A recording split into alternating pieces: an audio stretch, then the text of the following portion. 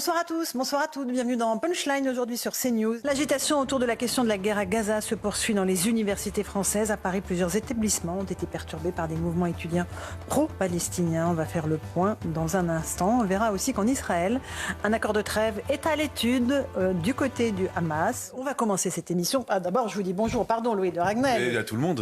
Bonjour à Eugénie Bastier, bonjour à Denis Jacob, bonjour, policier, Laurence. Secrétaire national Alternative Police, bonjour à Jean-Sébastien Ferjou du site Atlantico. Bonjour. Je vais très bien, merci beaucoup. Je vais habiller en rose pour contrer les intempéries et la grisaille que nous vivons en ce début de mois de mai. Merci.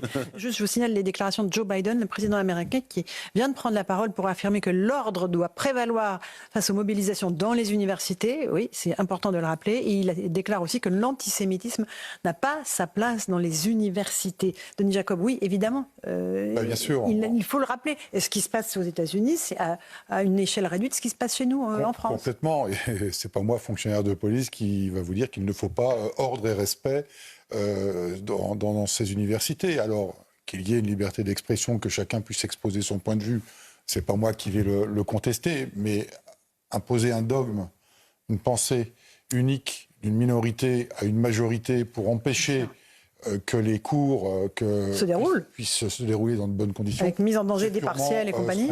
Et ce qui s'est passé à Sciences Po, moi j'étais complètement révolté de voir que nous ne sommes pas intervenus comme ça s'est passé à la Sorbonne il y a quelques jours. Ça, oui, bien sûr. Pourquoi on ne vous a pas donné le feu vert? C'est trop sensible, c'est comme ça que Si, les CRS sont venus comme une fois déloger. Oui, ça n'a pas été délogé. Ils n'ont pas délogé. À la Sorbonne, il y a des troubles à l'ordre public. Notre travail, c'est d'y mettre un terme. Alors, dans les meilleures conditions. Dans les meilleures conditions. Voilà, bien évidemment. Surtout ne pas créer de martyrs. Il ne s'agit pas d'y aller avec lacrymogène et compagnie. Évidemment. C'était quand même pacifiste. Mais en attendant, il y a un trouble à l'ordre public. Et notre travail, c'est d'y mettre un terme et de faire en sorte que la très grande majorité, je rappelle que Sciences Po, c'est à peu près 15 000 étudiants, 200-300 personnes qui manifestaient, qui bloquaient tout, donc c'est quand même scandaleux. Vers une nouvelle grève à la SNCF, les cheminots d'Île-de-France sont appelés à faire grève le 21 mai prochain. L'objectif est de peser sur les négociations autour des primes pendant les Jeux Olympiques de Paris. Pour le moment, la direction de la SNCF propose aux cheminots une prime de 50 € brut par jour pendant cet événement. Et puis les éboueurs parisiens menacent également de faire grève pendant les Jeux Olympiques. Un préavis de grève a été déposé pour une partie du mois de mai ainsi que tout l'été. Ils demandent une augmentation salariale ainsi qu'une prime exceptionnelle. Je pense que ça va être la fête pendant ces JO. C'est normal, après tous les fonctionnaires réclament leur part d'augmentation. Non, bien sûr, mais après, tant qu'ils ont le pouvoir de bloquer, vous imaginez la capitale avec les poubelles qui débordent sur 3 mètres? C'est déjà arrivé. Je suis bien content de les avoir. Mais il n'y avait pas de Denis Jacob. On va dire que les retraités sont très bien traités par le gouvernement. Je voudrais apporter une précision. Bon, que chacun essaye de tirer son épingle du jeu pour obtenir pendant la période des JO. Bon, je dirais que c'est de bonne guerre. Mais j'aimerais bien qu'on ne mélange pas les policiers avec le reste des fonctionnaires. Je les sors de ça. Parce que les policiers, on leur surprime tous leurs congés. Ils sont hyper mobilisés. Ils vont être délocalisés puisqu'une grande majorité vont venir de province sur Paris pour assurer la sécurité de nos concitoyens qui vont travailler H24 et qu'en plus, on est dans un risque attentat très important. Et c'est bien ce qui est inquiétant, c'est-à-dire qu'il n'y aura plus personne en région et tous les policiers et gendarmes seront à Paris. J'aimerais que, justement, en parlant de la sécurité et de l'importance du transfert en réalité des forces de l'ordre de la province vers Paris, se rendre compte de la situation quand même dans certaines petites villes. Je pense à Bagnols-sur-Cèze. On a un très bon reportage qu'a fait Stéphanie Rouquier, notre correspondante dans le Sud, à propos de cette petite sous-préfecture du Gard qui est littéralement gangrénée par les trafics de drogue. Je voulais vraiment vous montrer ce reportage qui est excellent, mais parce que ça montre à quel point les habitants de cette ville-là sont les otages des trafiquants. Et regardez ce reportage. Elle est surnommée la Tour des Nuages. Depuis plusieurs mois, des trafiquants de drogue ont investi cette résidence de Bagnols-sur-Cèze. Et depuis, le quotidien des habitants s'est dégradé. Il y a de la drogue, il y a tout. Il y a beaucoup de clients que ça passe. Tout le monde y fait comme ils veulent, ils cassent tout, ils brûlent tout. On ne parle pas parce que là, il y a toujours des mochards qui t'écoutent ce que tu dis. Voilà, il ne faut pas parler si tu parles quelque chose, on lendemain ta voiture elle est brûlée, ils te brûlent tout. Les autorités, conscientes de la situation, multiplient les opérations dans cette cité. La semaine dernière, 9 personnes ont été interpellées, dont un homme âgé de 35 ans, locataire de la tour, qui a reconnu héberger des dealers et vendre lui-même des stupéfiants. Mais pour les résidents, rien n'a changé. Des dealers sont encore présents au pied de l'immeuble. C'est pas la présence des flics qui les gêne, je vous le dis. Je plains un type qui est à côté, qui a des gamins. Parce que les gamins, ils les embauchent, les gamins. De 10 ans, 12 ans, ils travaillent pour eux. Et personne ne peut rien faire. Bien sûr qu'il y a des policiers partout, mais est-ce qu'il y en aurait 2 fois plus? Ça résoudrait le problème? Je ne crois pas. Les policiers continuent leur patrouille quotidienne dans ce quartier. Denis Jacob, vous êtes policier, on a entendu, c'est pas la présence des policiers qui les gêne. Alors, oui, parce que vous entendez, il y a des patrouilles. Les patrouilles, c'est une chose. Des interventions musclées pour aller interpeller les dealers et les mettre à disposition de la justice, c'est autre chose. Alors, bien sûr qu'on patrouille, qu'on est présent, mais on n'est pas H24 devant la porte d'entrée de l'immeuble. Donc, les opérations Place Nette, même si, je répète ce que j'ai déjà dit sur ce plateau, c'est une opération communication par le ministre, ça reste aussi une action de police qui donne du sens à notre travail. Et plus on le fera, et plus on le fera de manière pérenne, et plus on empêchera l'instauration de ces points de deal. Et pour rejoindre ce que disait Monsieur le Préfet, la majorité des gens ont envie de vivre en toute tranquillité, en toute sécurité. Et aujourd'hui, à Paris, un homme de 62 ans a été roué de coups parce qu'il a fait partir 4 personnes du hall de son immeuble. À Paris, À Paris, là. Aujourd'hui, oui, c'est tombé. Et c'est pareil à Bagnols. Et donc, ça démontre bien qu'il y a un véritable problème de délinquance dans certains quartiers, alors de province, de petites villes, mais aussi sur la plaque parisienne, qu'il faut endiguer. Et ça ne peut être possible que par une présence pérenne de la police et pas uniquement par des passages de temps en temps. D'une patrouille qui... même si la patrouille fait son travail, c'est pas une opération qui va aller mettre un terme au point de vue. Là où je suis pas d'accord avec le témoignage qui est fait par un des habitants, c'est dire ils prennent des gamins de 10 ans et de 12 ans et on ne peut rien faire. Mais je suis désolé, mais les parents, ils font quoi? Une fois de plus, que font les parents sur les gamins? On parlait tout à l'heure des Jeux Olympiques. À l'approche des JO, la mairie de Paris multiplie les évacuations des camps de migrants dans la capitale. Une façon évidemment de déplacer en réalité le problème. On va regarder ce qui se passe à la station Pont-Marie dans le 4e avec ce reportage de Bambagay et le récit de Donia Tengour, parce qu'on va voir que c'est un système qui se généralise en fait. Voilà, comment on fait? Regardez. Malgré une volonté ferme affichée par le gouvernement, les camps de migrants persistent dans la capitale. Comme ici à la station de métro Pont-Marie dans le 4e arrondissement, à quelques centaines de mètres de l'hôtel de ville, des dizaines de tentes installées le long du trottoir, malgré des contrôles de police fréquents à l'approche des JO. Selon le directeur de l'Observatoire de l'immigration et de la démographie, pour les associations, la présence de ces migrants dans Paris serait une aubaine. C'est un enjeu de visibilité politique forte pour eux. Ouais. Ils ont une démarche militante. Voilà, on sait qu'il y a des associations qui distribuent des tentes. Typiquement, je ne sais pas ce qu'il en est sur le cas du Pont-Marie, mais les campements qui sont restés longtemps près de la place de la République, par exemple, étaient, si je puis dire, subventionnés logistiquement par ces associations. Depuis plusieurs mois, l'État organise des transferts de ces migrants en car depuis la région parisienne vers différentes villes de province, notamment vers Orléans, où il serait plusieurs centaines à être arrivés depuis près d'1 an. Une tentative de répartition de la population de migrants afin de faciliter davantage leur insertion dans le pays. Aussi cette idée que l'intégration pourra se faire plus facilement dans des régions moins concernées, ça reste à prouver. La trajectoire d'intégration des réfugiés hors Île-de-France, elle n'est pas fondamentalement meilleure. Les difficultés ensuite de placement en rétention administrative et de renvoi de ceux de ces étrangers qui sont en situation irrégulière, qui font l'objet d'une OQTF, ne sont pas forcément meilleures hors d'Île-de-France qu'en Île-de-France. Selon les chiffres officiels, environ 4000 personnes ont ainsi quitté Paris depuis près d'1 an. Michel Auboin, vous êtes ancien préfet. Là, on sait une opération en place nette qu'on fait juste pour que la capitale soit sous son meilleur jour lors des JO. Mais on ne fait que déplacer le problème. Là encore, Denis Jacob, le policier qui parle. Oui, moi je rejoins assez l'analyse de Génie. Je trouve ça assez indécent ce qui est fait par rapport aux migrants. C'est un peu je mets la poussière sous le tapis pendant 3 semaines pour s'acheter une bonne conduite pour l'organisation de jeux. On déplace, parce que ça reste de la misère humaine. Bien entendu. On la déplace dans des petites villes de province.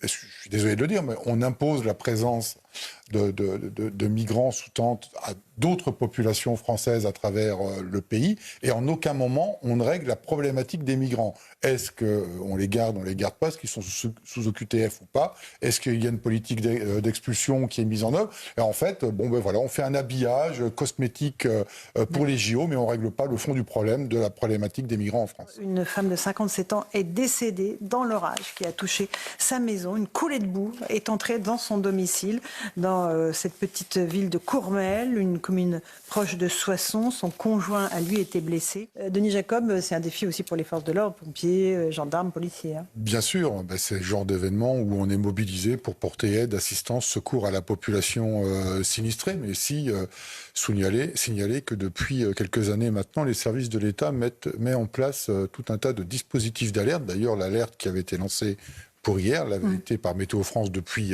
plusieurs heures, et que les services de l'État ont relayé ces alertes-là par des messages sur Twitter notamment, sur X, pardon. Faut appeler un Vous avez raison. Soyons précis. Donnons l'information. Forcément, nous, on est à la disposition de l'État pour intervenir en tant que de besoin pour porter secours aux habitants. On va avancer dans l'actualité. Il y a aussi, on le disait, le souhait de la famille de Mathis, ce jeune de 15 ans qui a été tué à Châteauroux la semaine dernière, que la marche blanche qui aura lieu samedi se déroule dans un esprit solidaire et dans un esprit serein. On avait entendu le témoignage de son papa, le papa de Mathis, qui avait demandé que l'assassin présumé de son fils soit très fortement jugé, en tout cas sanctionné, mais il ne souhaite pas que Michel Aubois, on parle trop du fait que c'était un réfugié afghan.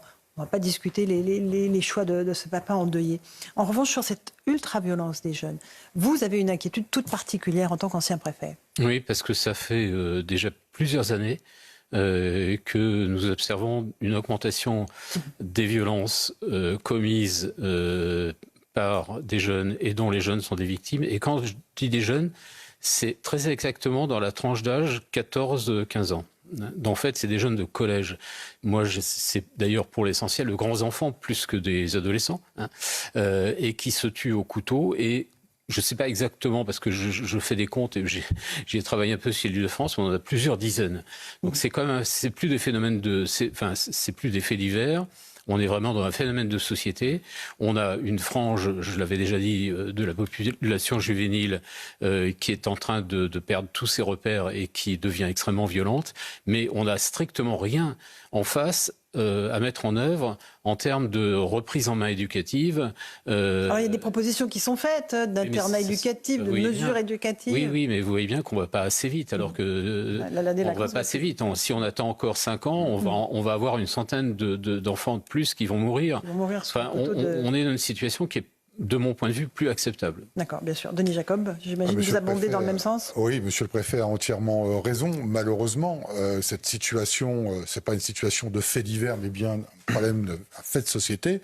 Et dans l'affaire du jeune Mathis, je note les explications qui ont été données par le procureur notamment, sur le fait qu'il ne pouvait pas être incarcéré pour les infractions qu'il avait commises avant de tuer Mathis, au prétexte que la politique pénale des mineurs ne le permettait pas. Il faut revoir cette politique pénale des mineurs une bonne fois pour toutes, pour que quand on ait des infractions de commises, on ne se retrouve pas uniquement sous un contrôle judiciaire, mais qu'il soit bien retiré de la voie publique, si je puis m'exprimer ainsi, pour éviter qu'il recommette des méfaits, voire pire, comme là, en l'occurrence un meurtre. Et c'est pour ça que le papa a tout à fait raison de dire qu'il faut que justice soit faite, parce que c'est inacceptable. Déjà, quand vous êtes policier, là, les policiers sont en première ligne. Alors, ils doivent agir avec beaucoup de délicatesse, parce que ce que redoute par-dessus tout l'État et le gouvernement, c'est quelque chose qui se passe mal avec un étudiant. Oui, alors c'est d'autant Et là, c'est la traînée de poudre. Oui, c'est d'autant plus compliqué que derrière, c'est alimenté par certains politiques qui attisent les tensions, qui se font les porte-paroles de ces mouvements d'expression. Il suffit de lire encore les réseaux sociaux ces dernières heures pour voir comment on essaye d'attiser ce mouvement et de le généraliser sur le pays. Et après, ce sont les mêmes qui vont venir critiquer l'action de la police, qui va venir mettre un terme aux troubles d'ordre public. Parce qu'on puisse exprimer une idée, une position encore politique dans un établissement universitaire, ça pose interrogation, mais qu'on puisse porter une expression OK, mais qu'on la fasse au détriment de la majorité qui, elle, veut venir étudier. Nous, on intervient et ce sont les mêmes qui attisent tout ça, qui vont venir critiquer l'action de la police, alors que parallèlement, ils tiennent des meetings qui sont eux-mêmes bloqués. Et là, ils font appel à la force publique pour aller déloger ce qui empêche le... Denis Jacob, rapidement, et Michel Point. Préciser que ça s'est passé dans la rue, donc occupation illégale de la voie publique, non-déclaration de manifestation, donc trouble à l'ordre public, donc intervention des forces de sécurité. On parlait de la violence de l'ultra-gauche. On en a vu un exemple hier lors des défilés du 1er mai, notamment à Paris, où la fin de la manifestation a été tendue lors de l'arrivée place de la Nation. On a été rejoint par Nolwenn de Kergomo. Bonsoir madame, merci beaucoup d'être venue sur le plateau de CNews et d'Europe 1. Vous êtes créatrice et restauratrice de vitraux. C'est votre camionnette qui a été incendiée hier par ce qu'on peut appeler des radicaux, des black blocs, pendant le trajet de cette manifestation du 1er mai. On a vu à un moment hier que vous essayez avec des seaux d'eau d'éteindre l'incendie. Très très vite, je ne sais pas si les policiers et les pompiers vous ont dit arrêtez parce que c'est dangereux. C'était dangereux en fait. C'est très dangereux. C'est dangereux et c'était peut-être ridicule de notre part, mais voilà, c'est le réflexe. Mais évidemment. Personne ne vous le reprochera. Qui peut vous le reprocher Denis Jacob, policier. C'est une réaction humaine que vous avez eue, madame. Je voudrais tout d'abord vous exprimer tout notre soutien au nom des policiers et notre solidarité par rapport à ce que vous avez vécu. C'est franchement scandaleux d'avoir des voyous qui se comportent comme ça sur une manifestation qui habituellement est plutôt familiale et festive. Et moi, je suis d'autant plus choqué que toutes les images qu'on a pu voir, c'est la mise en cause de l'action de police et non pas la mise en cause de ceux qui sont venus casser. Et encore plus choquant, l'absence de propos de la part de certains politiques pour dénoncer ces comportements. Parce que vous êtes victime de ces voyous, des voyous qui semblent être soutenus par les uns ou par les autres, des ultra-gauches, des black blocs. Et franchement, je trouve ça honteux que personne n'ait eu un mot par rapport à ce que vous, notamment, mais d'autres, puisque je rappelle qu'il y a des banques, il y a des restaurants, il y a des poubelles, il y a d'autres véhicules qui ont été incendiés. Vous n'êtes malheureusement pas, toute seule. Et qu'aujourd'hui, il n'y ait aucun mot de certains élus qui, une fois de plus, de par les propos qu'ils ont tenus à l'occasion d'une manifestation qui était une manifestation de syndicats pour les travailleurs, ont détourné cette manifestation à des fins pénalise d'autres travailleurs. Un petit mot encore, Denis Jacob. Par rapport à ce qu'a dit Jean-Sébastien, c'est pas parce qu'ils n'ont pas été immédiatement, pour certains, interpellés qu'ils ne vont pas l'être. Qui ne le seront pas. D'ailleurs, il y avait beaucoup de policiers qui étaient sur cette manifestation porteurs de caméras piétons. Donc ça va permettre aussi d'analyser les images et de faire malheureusement des interpellations a posteriori, mais des interpellations quand même. Puis la deuxième chose, sur la protection, puisque je suis aussi syndicaliste, sur le cortège, s'agissant du service d'ordre, le service d'ordre, il est là pour protéger le cortège de l'organisation à l'intérieur, pas ce qui se passe à l'extérieur. Ce qui se passe à l'extérieur, c'est le travail des forces de l'ordre. Ce qui se passe à l'intérieur du cordon de service d'ordre de la manifestation, là, c'est le service d'ordre qui s'en occupe.